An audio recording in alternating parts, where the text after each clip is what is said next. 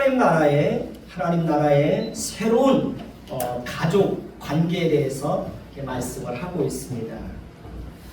오늘 말씀 31절에 보면 한번 볼까요? 31절에 보면 그때에 예수의 어머니와 동생들이 와서 밖에 서서 사람을 보내어 예수를 부르니 라고 말씀하고 있습니다. 종교 지도자들과 예수님 사이에 갈등과 대립이 격해지고 마침내 예수님께서 귀신 들렸다는 소문이 나돌자 친족들은 예수님을 찾아 나선 것입니다. 그들이 예수님을 발견했을 때 예수님은 어느 집안에 머물고 있었습니다. 예수님은 사람들에 의해서 둘러싸여 있었습니다. 그들은 할 수 없이 사람을 보내어 예수님에게 자신들이 왔다는 사실을 알려줄 것을 부탁하게 됩니다. 그리고 무리 중에 한 사람이 예수님께 와서 이렇게 말합니다. 32절 한번 볼까요? 무리가 예수를 둘러앉았다가 여짜오되 보소서 당신의 어머니와 동생들과 누이들이 밖에서 찾나이다. 무리 중에 한 사람이 예수님께 와서 그렇게 말하는 겁니다. 보십시오. 당신의 어머니와 동생들과 누이들이 지금 밖에서 당신을 찾고 있습니다. 예수님께서 둘러앉은 자들을 보시며 이렇게 대답하시죠. 한번 볼까요? 33절, 34절, 35절까지 보면 보실까요? 누가 내 어머니며 동생들이냐 하시고 34절 둘러앉은 자들을 보시며 이르시되 뭐라고 말합니까?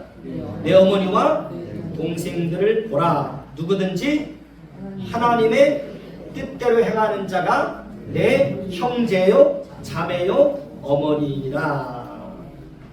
한번 따라서 볼까요? 누가 내 어머니며 동생들이냐?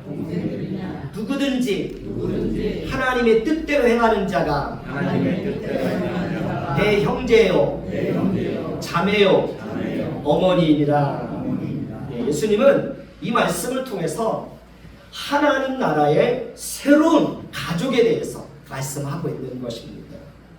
우리는 가족 그러면 육신의 형제들을 생각하게 됩니다. 부모가 있고 그 부모 사이에서 태어난 사람들을 형제들을 가족이라고 부릅니다. 친족 그러면 혈연으로 맺어진 관계를 생각하게 됩니다. 그 이상은 가족이나 친족이라고 생각하지 않습니다. 사실 우리는 가족이라는 울타리를 벗어나지 못하고 있는 것이 사실이고 또 현실입니다. 가족이 아닌 다른 사람들을 위해서 희생하고 나누어주고 베풀면서 산다고 하는 것은 현실적으로 쉬운 일입니까? 어려운 일입니까? 어려운 일입니다.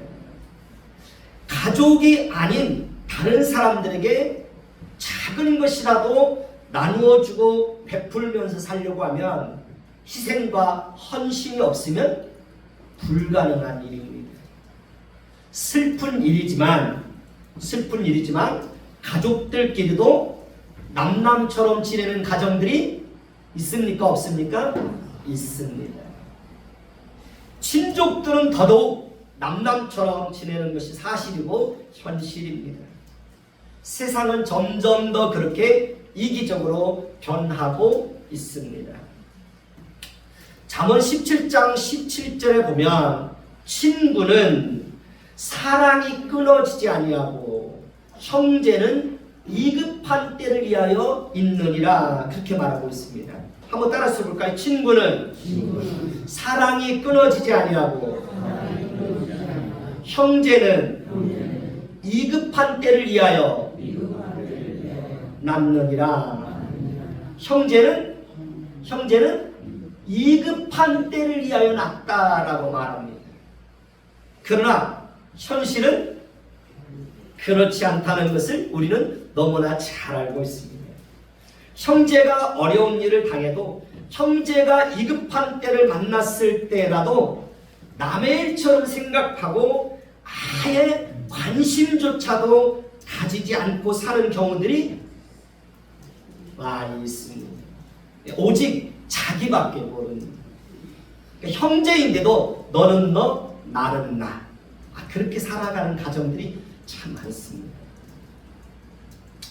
디모데후서 3장 1절에서 5절을 보면 이런 말씀이 있습니다. 말세가 되면, 그러니까 마지막 때가 되면 사람들이 자기를 사랑하고 돈을 사랑하고 부모를 거역하고 정은 점점 더 없어지고, 정이 없어지고 무정해지고, 그러니까 정이 없어진다는 겁니다. 그 다음에 원통함을 풀지 않는 것 때문에 고통을 당하게 될 것이다 라고 경고하고 있습니다. 말세가 되면 그렇다는 겁니다.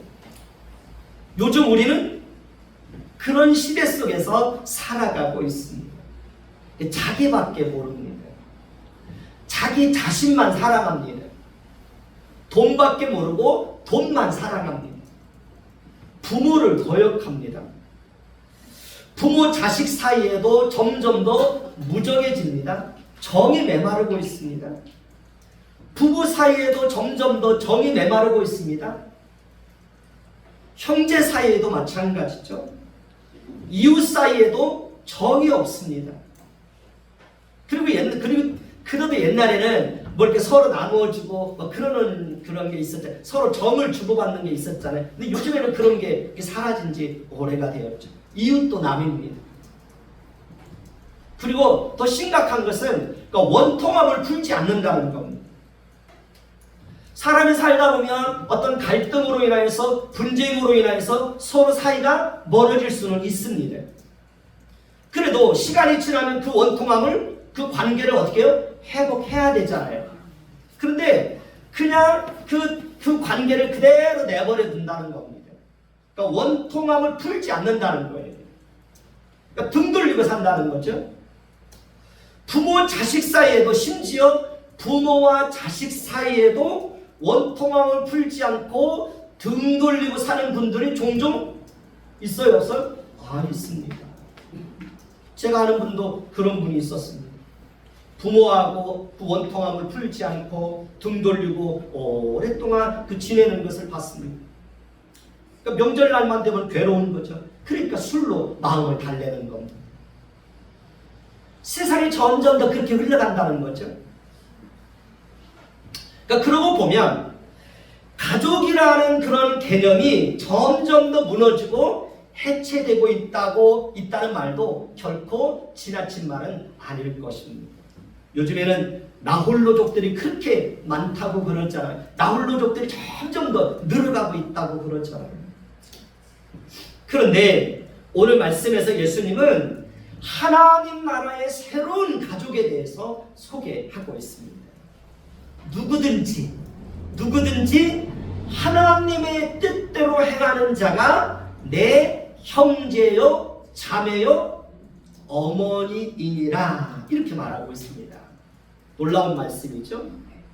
그러니까 여기서 말하는 누구든지는 하나님의 뜻대로 행하는 모든 사람들을 다 포함하는 겁니다. 그러니까 하나님을 아버지라고 부르는 하나님의 자녀들은 누구나 다 누구든지 포함되는 겁니다.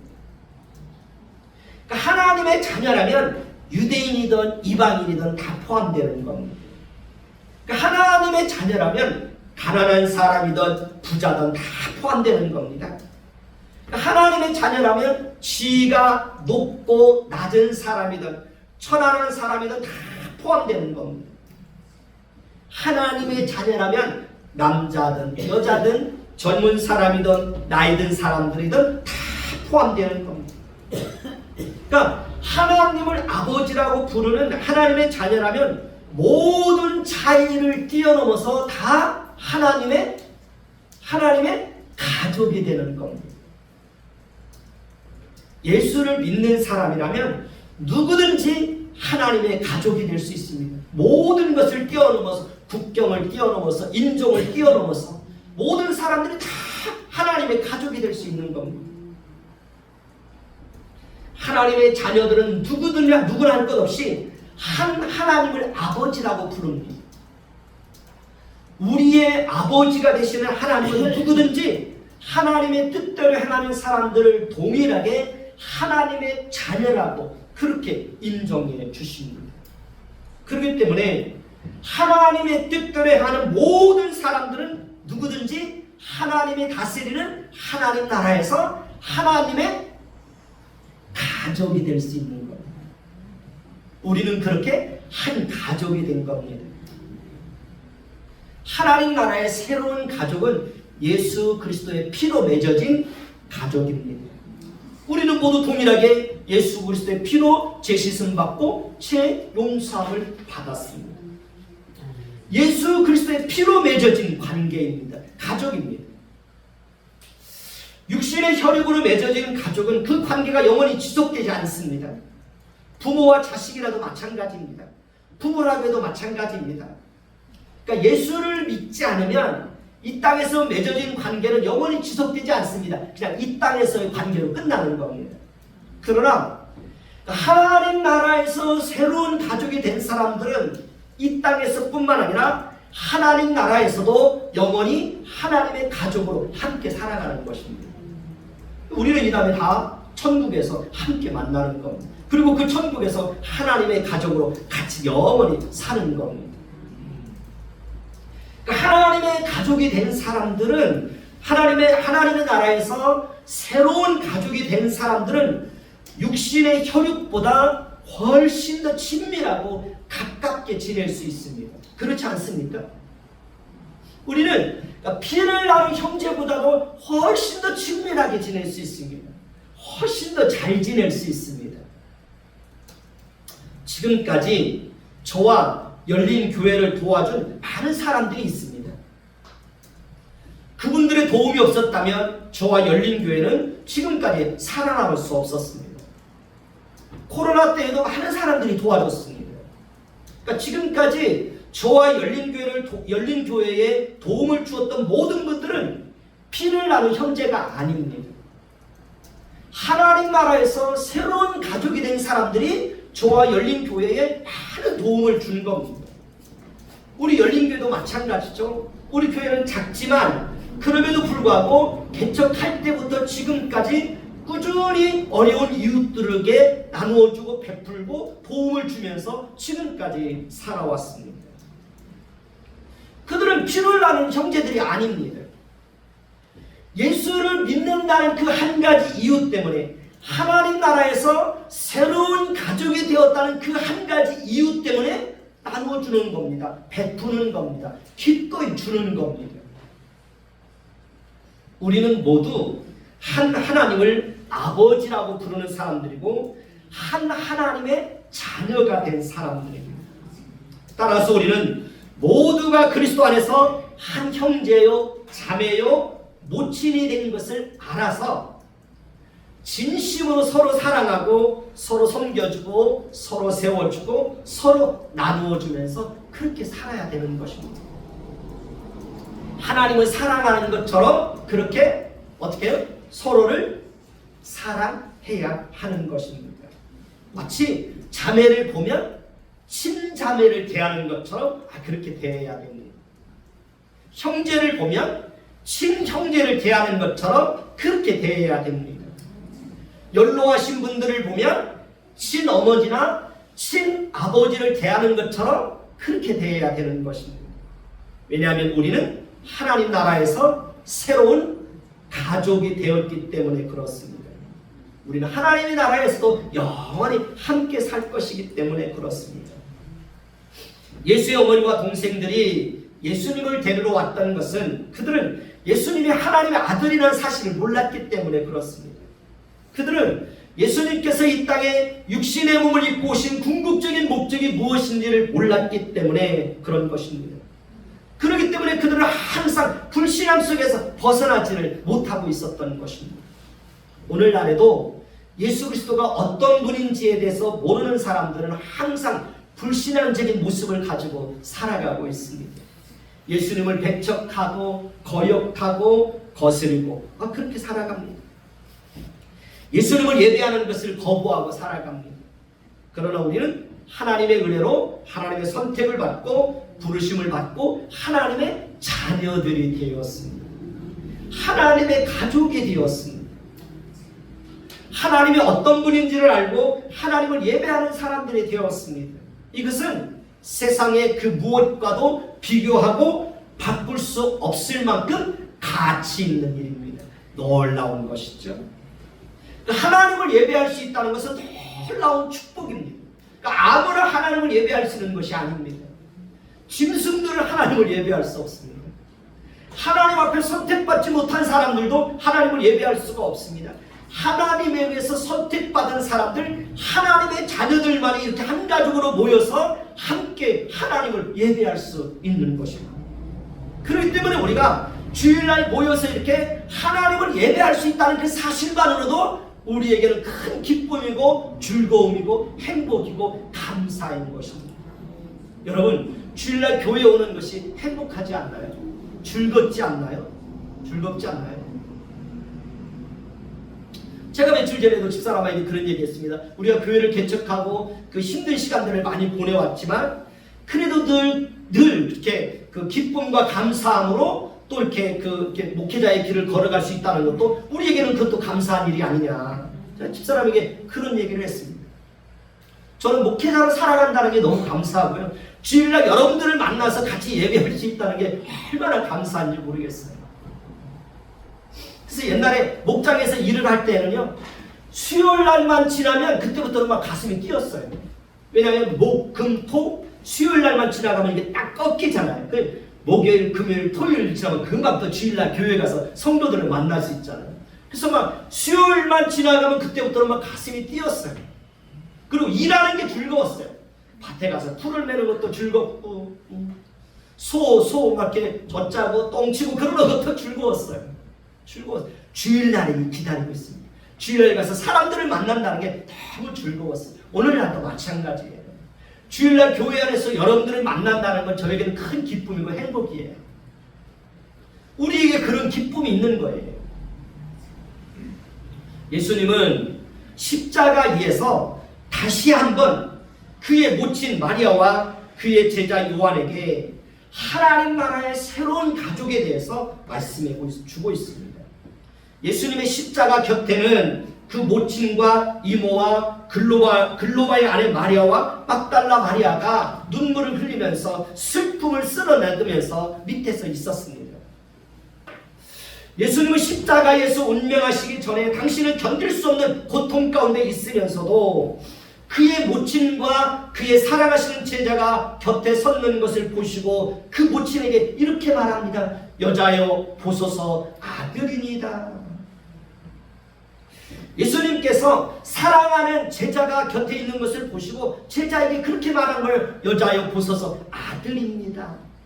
요한을 향해서 그렇게 말한 거예요. 예수님께서 사랑하는 요한에게도 이렇게 말씀합니다. 보라 내 어머니다. 보라 내 어머니. 여자여 보소서 아들입니다. 요한에게는 보라 내 어머니다. 이렇게 말합니다.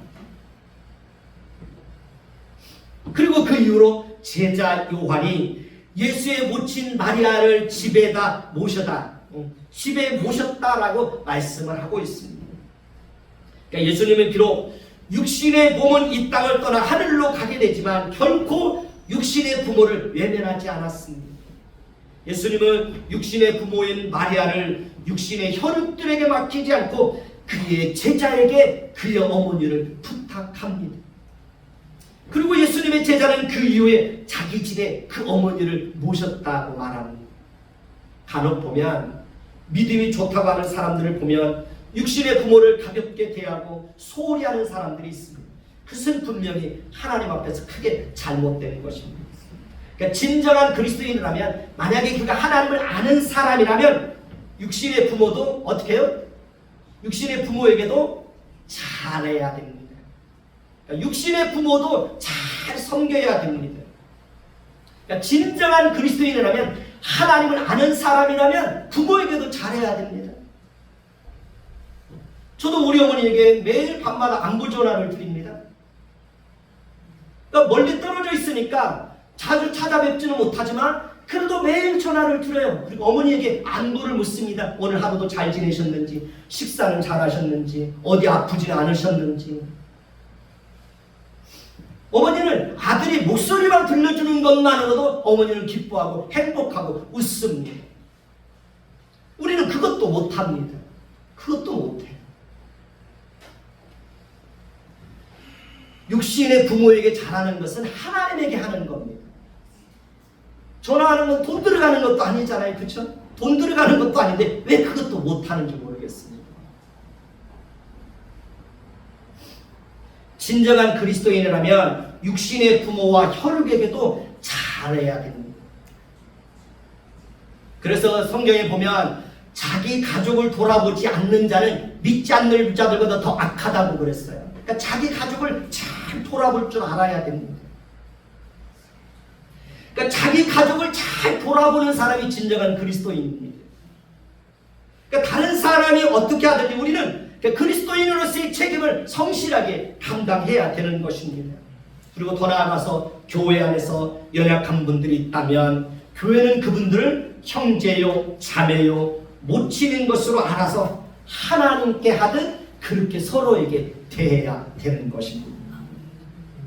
예수님은 육신의 어머니 마리아를 육신의 혈육에게 맡기지 않고 예수님의 제자 요한에게 부탁했다는 것을 우리는 기억해야 됩니다.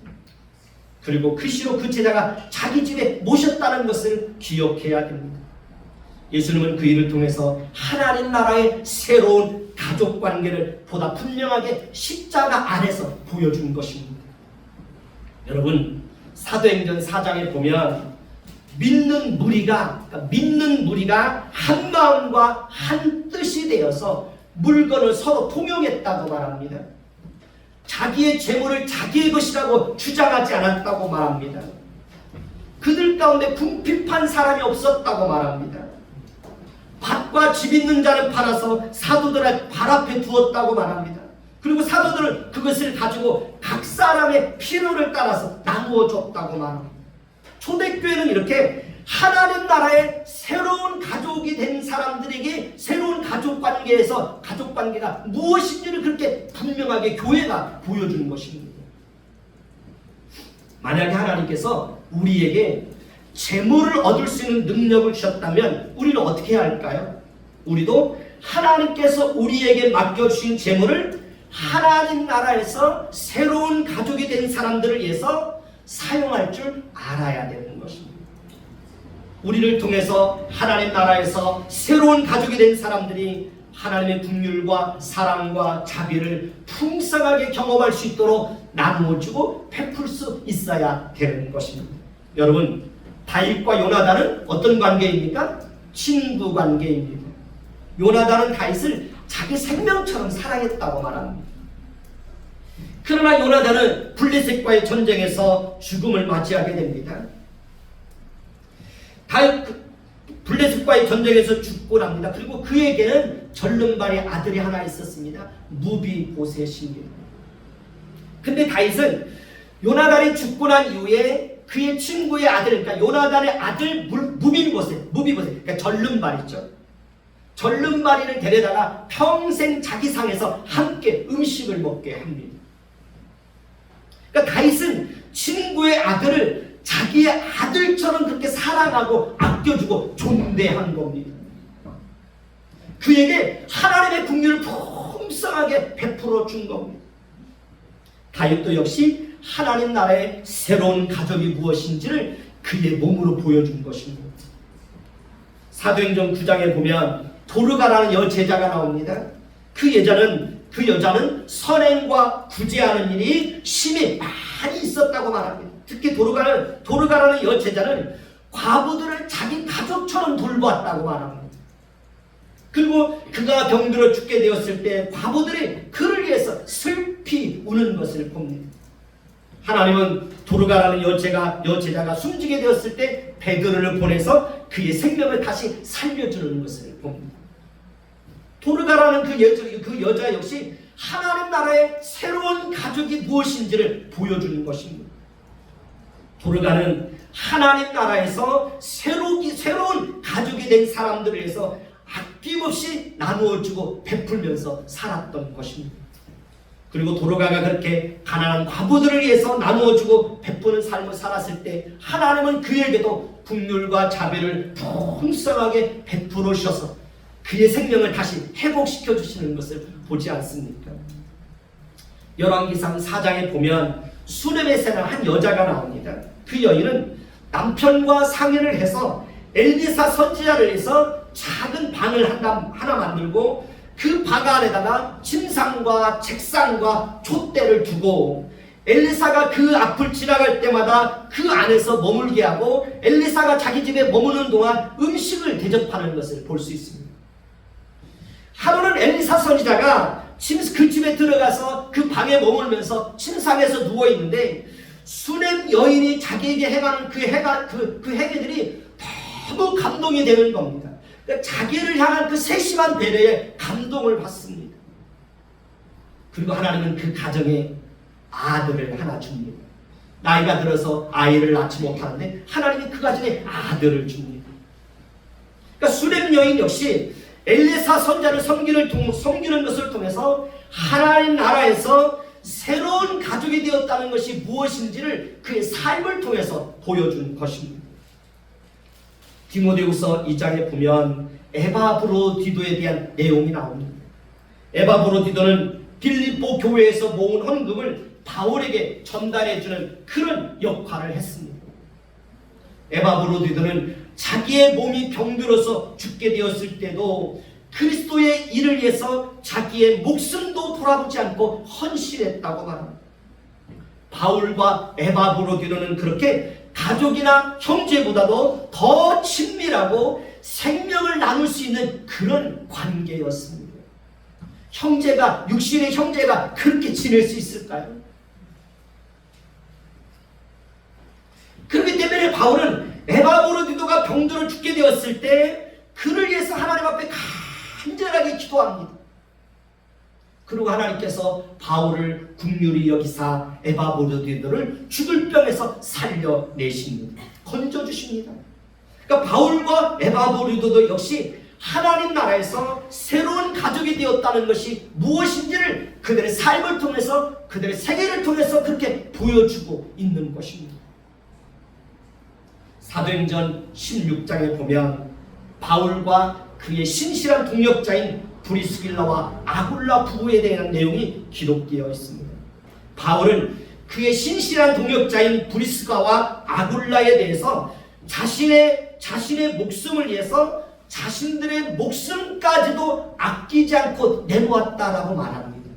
이것은 하나님 나라에서 새로운 가족이 된 사람들이 얼마나 서로를 사랑하고 아끼고 친밀하고 때로는 서로를 위해서 생명까지도 내어줄 수 있다는 것을 보여주고 있는 것입니다.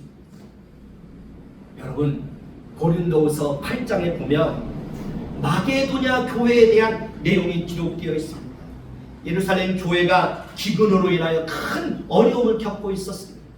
그때 마게도냐 교회가 예루살렘 교회를 위해서 어떻게 했는지 아십니까? 그때 당시에 그 마게도냐 교회는 환란의 많은 시련 가운데 있었다고 말합니다. 마게도냐는 극심한 가난 가운데 있었다고 말합니다. 그럼에도 불구하고 그들은 넘치는 기쁨으로 풍성한 연보를 하나님께 드려서 예루살렘 교회를 도왔다라고 말합니다. 마게도냐 교회 역시 하나님 나라의 새로운 가족이 되었다는 것이 무엇인지를 교회가 증명해 보여주는 것입니다. 룻기에 보면 보아스라는 사람과 모압 여인 룻과 그의 시어머니인 나오미에 대한 내용이 나옵니다. 나오미는 그의 남편과 두 자녀와 함께 베들레헴에서 모압으로 내려갔다가 그곳에서 남편과 두 자녀를 잃고 며느리 룻과 함께 다시 베들레헴으로 돌아오게 됩니다. 나오미는 마음에 큰 아픔과 상처와 고통을 안고 빈털터리가 되어서 고향으로 돌아오게 되었습니다. 고향으로 돌아온 나오미의 며느리인 룻은 우연히 보아스의 밭에 가서 이삭을 줍게 됩니다. 그리고 그때 보아스는 모압 여인 룻이 그의 시어머니 나오미를 따라서 그가 하나님의 날개 그늘 아래 보호받기를 원해서 고향과 친척과 부모를 떠나서 베들레헴으로 돌아온 것을 알고 그에게 풍성한 긍휼과 은혜를 베풀어 줍니다. 나오미와 룻은 보아스의 친절과 사랑으로 인하여 큰 위로를 받게 됩니다. 하나님은 보아스를 통해서 하나님의 날개 그늘 아래 보호받기를 원해서 베들레헴으로 돌아온 나오미와 룻에게 넘치도록 긍휼과 자비를 베풀어 주었습니다. 보아스는 가난한 과부 나오미와 룻을 자기 가족처럼 그렇게 돌봐 주었습니다. 마태복음 5장 7절에 보면 예수님께서 뭐라고 말씀하셨는지 아십니까? 긍휼히 여기는 자는 복이 있나니 저희가 긍휼히 여김을 받을 것이요. 한번 따라해서 볼까요? 긍휼히 여기는 자는 복이 있나니 저희가 긍휼히 여김을 받을 것이요. 그렇습니다. 우리가 하나님 나라의 새로운 가족이 된 사람들을 가족처럼 여기고 그들에게 하나님의 긍휼과 사랑과 위로를 베풀면 하나님께서도 우리에게 어떻게 해요? 긍휼을 베풀어 주신다는 겁니다. 에베소서 2장 19절에 보면 그러므로 이제부터 너희는 외인도 아니요 나그네도 아니요 오직 성도들과 동일한 시민이요 하나님의 권속이라 하나님의 가족이라. 우리는 모두 하나님 나라에서 새로운 가족이 되었다는 겁니다. 우리는 다 가족입니다. 가족. 우리는 그 사실을 기억해야 됩니다. 우리는 하나님 나라에서 새로운 가족이 된 사람들이기 때문에 서로를 대할 때도 어떻게 대해야 됩니까? 예의 바르고 친절하고 따뜻하고 밝게 서로를 대할 때. 왜? 가족이니까. 가족은 만나면 반갑잖아요. 가족을 대할 때 우리가 어떻게 합니까? 반가워가지고 막 안아주고 막 두드려주고 그러지 않나요? 우리는 교회 안에서 서로를 대할 때 그렇게 대해야 돼요. 따뜻하고 예의 바르고 친절하고 밝게 사람을 대할 때 그렇게 대해야 되는 거예요. 그렇게 서로가 서로를 잘 섬겨줘야 됩니다. 서로가 서로의 필요가 있다면 그 필요를 그냥 공급해 줘야 됩니다. 서로를 대할 때 겸손한 마음을 가지고 대해야 됩니다. 저 사람은 나보다 못한 사람이야. 그런 마음을 가지고 대하는 것이 아니라 저 사람은 나보다 더 나은 사람이야.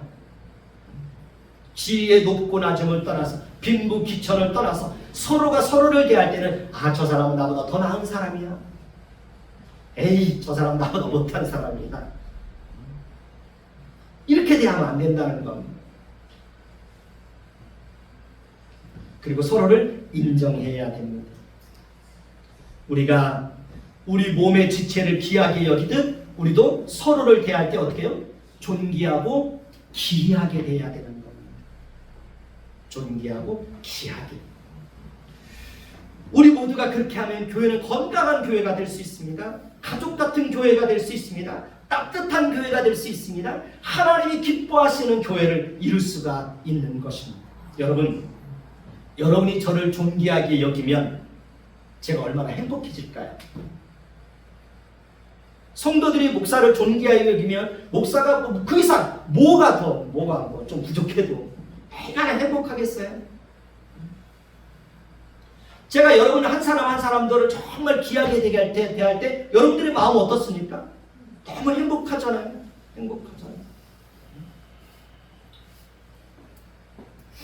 제가 아는 분이 제 자식을 너무 귀하게 여겨주는 거예요. 너무 존귀하게 여겨주는 거예요. 그러니까 그분도 귀해 보이고 그분의 자식도 너무 존귀하게 보이더라고요. 그래서 그렇구나. 정말 내가 그 사람을 그 사람이 나를 존귀하게 하면 내가 그렇게 마음이 좋듯이 그 사람이 나를 존귀하게 하니까 나도 그 사람이 너무 존귀하게 보이는 거예요. 그래서 마태복음 7장 12절에 보면 무슨 말씀이 있습니까? 무엇이든지 남에게 대접을 받고자 하는 대로 너희도 남을 대접하라. 남에게 대접을 받고자 하는 대로 너희도 남을 대접하라. 상대방에게 존중의 여김을 받고 귀히 여김을 받고 싶다면 나도 그 사람을 어떻게 해요? 존중히 여기는 거예요. 귀하게 여기는 거예요. 내가 그 사람을 존중하고 내가 그 사람을 귀하게 여기는데 그 사람이 어떻게 나를 하대하고 그 사람이 어떻게 나를 함부로 대할 수 있겠어요? 내가 그 사람을 나보다 더 나은 사람으로 바라보는데 그 사람이 어떻게 내가 신분이 낮다고 그래서 가난하다고 그래서 그 사람이 어떻게 나를 함부로 대할 수 있겠어요? 그럴 수 없는 거예요. 여러분들 가정 안에서도 정말 자녀들을 존귀하게 그렇게 여기시고 부부 사이에서도 서로를 늘 존귀하게 여기십시오. 늘 존중하시고 늘 대접하시고 그러면 그 존중과 그 존귀함이 나에게 돌아오는 거예요. 나도 그렇게 대접을 받는 거예요. 내가 그 사람을 함부로 하면 그 사람도 나를 함부로 해요. 내가 상대방에게 욕하면 상대방도 나를 향해 손가락질해요. 내가 상대방을 비난하면 상대방도 나를 비난한다고요.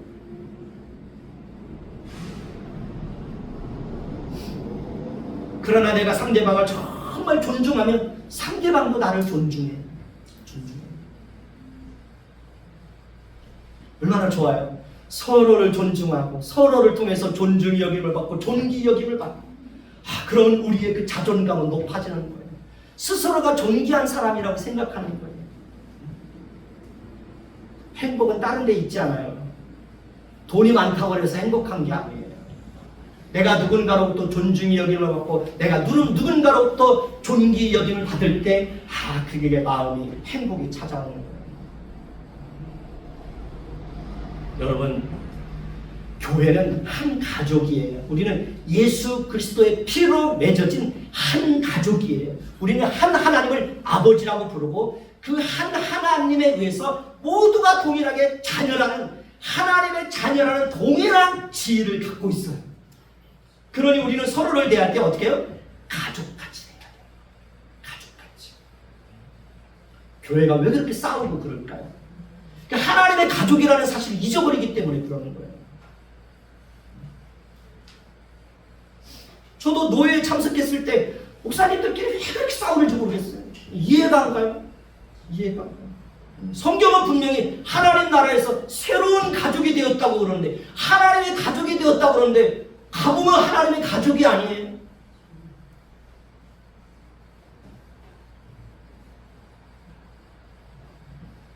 늘 기억하십시오. 가족이라는 사실. 하나님 나라에서 새로운 가족으로 하나님께서 우리를 그렇게 묶어주신 거예요. 이 땅에서 살아가는 동안 가족처럼 살아가고 가족처럼 귀하게 여기고 가족처럼 섬겨주고 나누어주고 이루하고 그렇게 살라고 하나님이 우리를 가족으로 묶어준 거예요. 그러니 서로가 얼마나 소중한 거예요.